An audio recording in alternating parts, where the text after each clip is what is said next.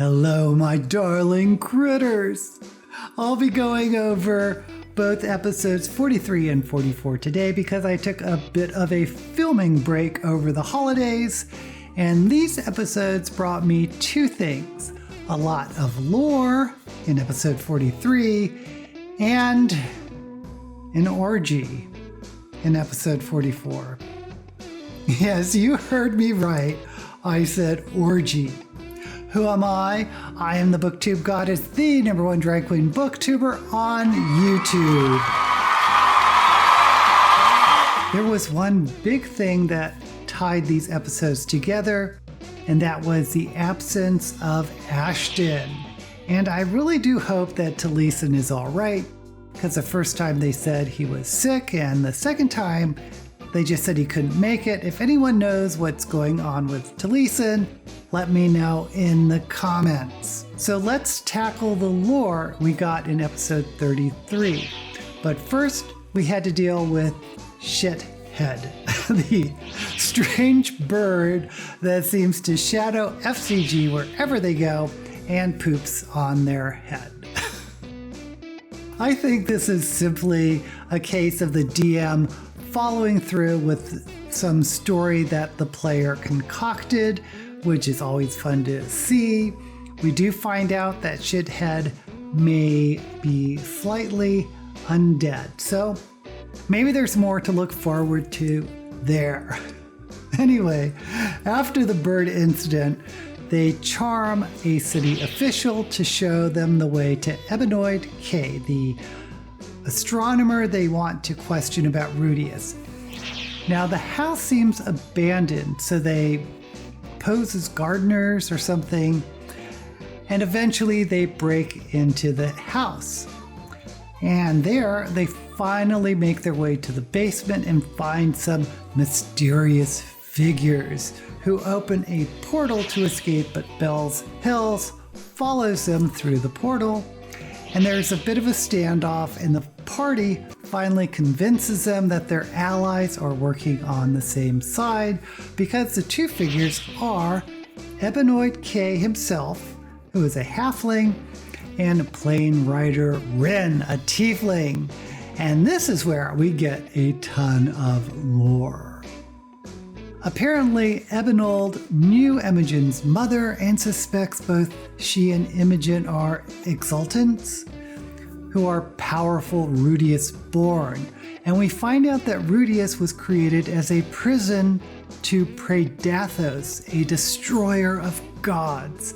And since the existence of Predathos is some sort of religious secret or something, anyone who knows about it is hunted by the churches. And I'm not quite sure I follow the logic on that, but the major thing is the group that Odahan Thal is part of is a conspiracy to gather Rudiusborn, put them into the Hellcatch Valley, and allegedly the powers of the Rudiusborn come from Predathos himself, and he's using these Rudiusborn as some type of anchor to Exandria. Now, everyone agrees that they need more information.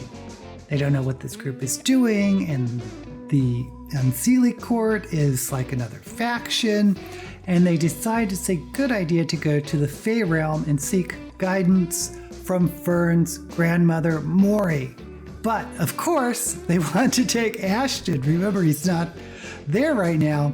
So they go back to the basement in the house in Neos, and they hear some strange voices coming from upstairs. So that's the end of episode 43. And episode 44 opens with, I said it before, an orgy. Okay. The orgy. This is one of those moments where players revert to their adolescent selves and act stupid. It just happens. Something about D&D makes us revert. And it's always at the expense of the DM, who gets taken by surprise when the players go in the most crass direction possible. And you can tell that Matt is caught a little bit off guard, but he keeps trying to roll with the punches. So the party decides to fool these mysterious people upstairs into thinking that they're filming a porno of an orgy in the basement. And here's the thing. The first person, or the first entity they try to convince, is an air elemental summoned by a mage. Yes, an air elemental, not the mage. So FCG is the cameraman, Fern, Imogen, Laudna, and Chetney are the talent. Orem tries to play the role of a bouncer. Matt was having trouble figuring that part out, and so was I. Oh no, we're fucking. We're fucking. We're fucking? All right. Here at the top of the stairway, you watch I as cast light and spotlight on him. so okay, hold on. What's happening? Yes, Fern takes off her dress. You Okay, wear ready to go. clothes. I even have legs. Okay. As Just watching Fern. an 8.5, 9-foot air elemental apparates from underneath the door and fills the entirety of the chamber. Little pate. The inside. Included?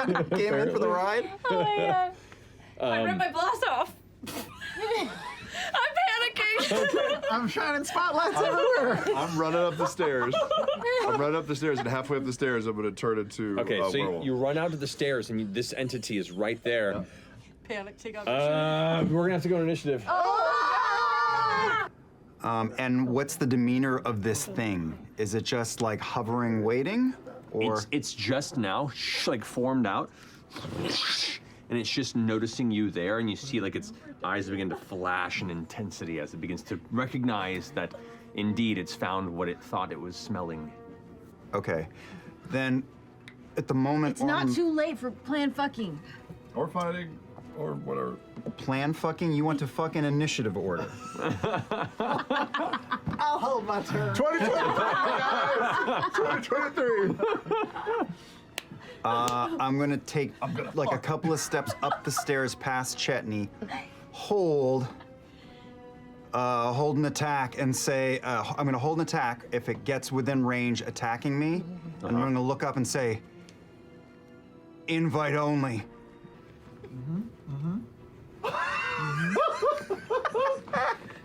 Our son will see this one day. Don't say that. No, I won't. It's too many hours. No, they'll Wind clip it. sound I can put on here. Think of that one. What was the sound, boys? We're just getting started. Oh, yeah! Four. We go. We're fully committed to fucking. We are? Yeah. Wait, repeat for Ashley what you just said. What was the sound up there, boys? We're just getting started. Oh.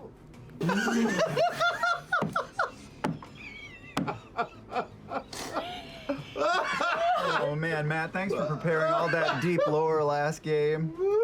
It's so rich and deep. Yep. We'll see how deep it gets before the Yeah, episode's yeah. done. Oh, wow. All right, so From the depths. Wait. I will say make a deception check Okay. just for the hell of it. Do I give she have her advantage because of the invite only? And because No, our because you're titties are standing out? in an aggressive way with weapons out. No, I'm acting like the guard for the orgy. I'm the doorman. Clearly. Okay. Clearly. So. Duh. Okay, got you. Okay, I would like you to make a deception check as well. Okay. Oh, great. Both of you. I rolled a 24. Yeah. 24. I rolled a 5. Okay. Yes, and I'll start to unbutton my vest. Okay. Oh my god. Just a small town girl. Lana, your turn. Never made no. I pull out the trashy scry ball and I toss it to FCG. And I say, Oh my god. don't do it. We have to hurry. We're late for our session. What? What does that even I mean? don't know, but I'm gonna roll with it. Yes, and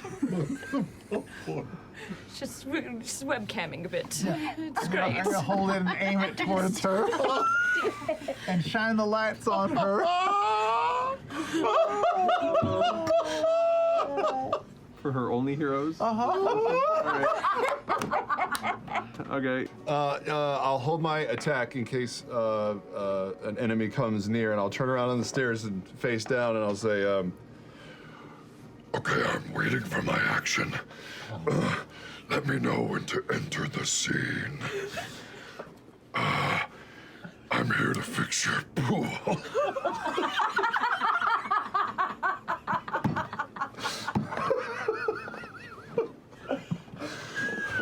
Is that my cue? I'm a big bright shining star. I'm a big bright shining star. It's not attacking yet. It looks like it is... One, trying to ascertain what the fuck this is, and two, is asserting dominance within the chamber. Like 3 arguably better plans, and this was the one. Fern, you're up. You're good at deception, right? And you're naked. I'm just full naked.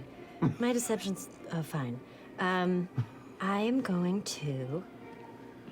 I'm